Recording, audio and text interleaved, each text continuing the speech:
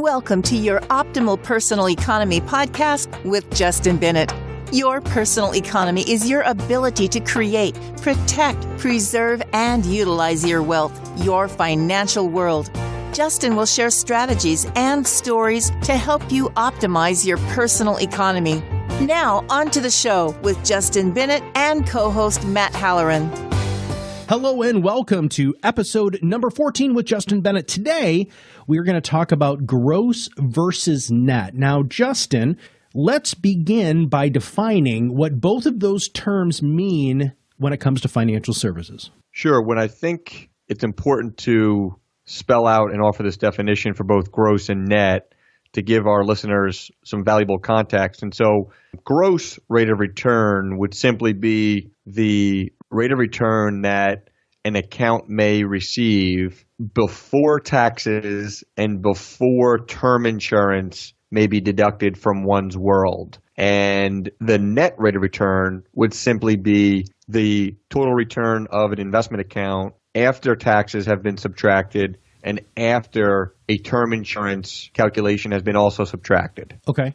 So why is this important, though? So, that seems pretty basic. Isn't that how most people present information to their clients? I think it's important because so often I see the conversation with the general public be done in such a way where people look at their world in a very micro way, where they'll just look at their retirement account or they'll just look at their non-retirement investment account, and they'll do some quick calculations and determine what the rate of return may have been over some said period of time. And they'll oftentimes use that as a barometer on what to expect going forward, which obviously historical results are no indication of future performance. But the conversation inside of that gross investment management rate of return conversation is very micro, because it just takes into account that one investment account, and it doesn't take into account the entire personal economy of one's financial world, which involves a lot more than just that investment account. And so what we like to talk to our clients about, what we think is refreshing, what we feel is absolute, full, and clear transparency, is to say we have this rate of return on the investment account, whether it be a retirement account or a non-retirement account. And then what we have to do to only make it fair and realistic is to subtract out the taxes, whether it be the embedded tax, which is a tax that somebody will pay in the future on the money that comes out of the retirement account, or the ongoing tax that they're going to pay on some of the return within their non-retirement investment account. So they have to subtract out that tax liability. And then they also have to take into account the fact that, if they're, which most of our clients are, responsible and family-oriented and disciplined people, they have, life insurance. And it's very common before folks sit with us that they only have and they only plan on having term life insurance, which is an outlay on their money. So if they're laying out money for term life insurance and ultimately that money is going to be money that's exhausted from their balance sheet, plus the life insurance benefit will be exhausted at some future point simply because term insurance is designed that way, we have to take into account the term life insurance outlay as well as this tax liability and subtract those two numbers from what the gross rate of return on that investment account will be. And that will give a person a full, clear, and accurate representation of what the money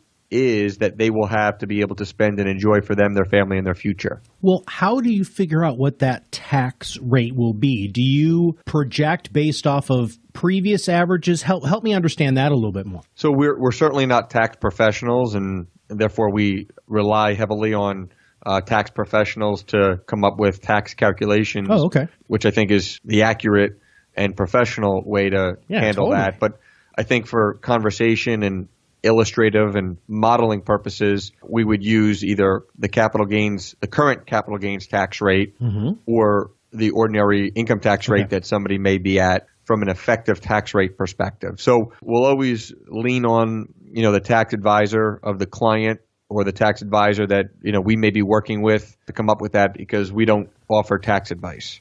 Now, the name of this podcast is Your Optimal Personal Economy, correct? Correct. So you're talking about real optimization here. Are there any good questions that our listeners should ask either themselves or if they're working with another financial services professional to see if their advisor is doing this level of optimization? I think the first and simple question would be, hey, Mr. or Mrs. Advisor, when you take into account my total return on my investment account and you subtract out my term insurance cost as well as my embedded or my ongoing tax liability, what does my net rate of return work out to be? Question mark, and don't say a word, and allow that advisor to answer. And that's why I was so excited when we talked about the name of the podcast today being gross versus net, because that does seem to be the ultimate question.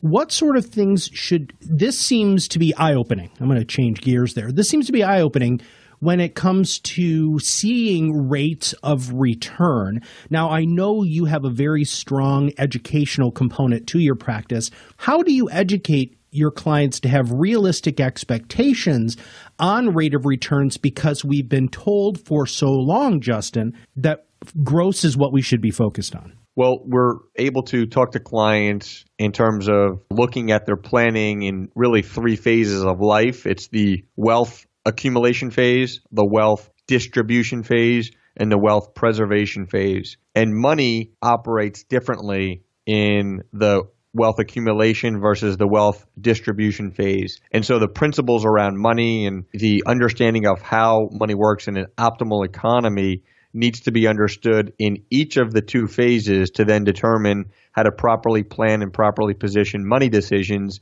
so that it's the most optimal. And so we are very clear when talking to somebody in the accumulation phase and helping them understand how money works. And then furthermore, helping them with a little bit of a preview of how money is going to work in the distribution phase.